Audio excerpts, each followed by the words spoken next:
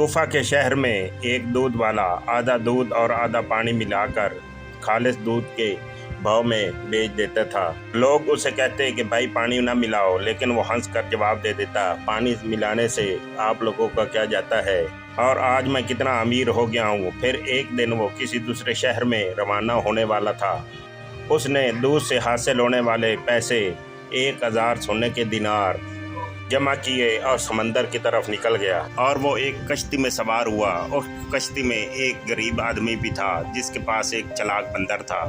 जब चलते चलते कश्ती समंदर के बीच में पहुंची तो चालाक बंदर दूध वाले के पैसे की थैली लेकर पोल के ऊपर चढ़ गया।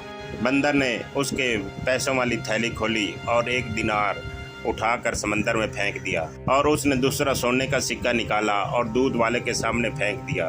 फिर तीसरा समंदर में और चौथा कश्ती में। और फिर जब दूध वाले ने उन पैसों को इकट्ठा किया तो उसने गिनती की तो वो सिर्फ 500 दिनार ही थे, और बाकी के 500 दिनार बंदर ने पानी में फेंक दिए थे।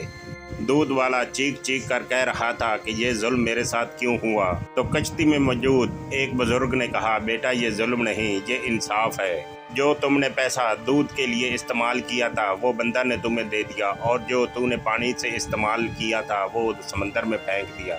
और याद रखो, हराम का पैसा जिस रास्ते से आता है उसी रास्ते से ज़ाया हो जाता है।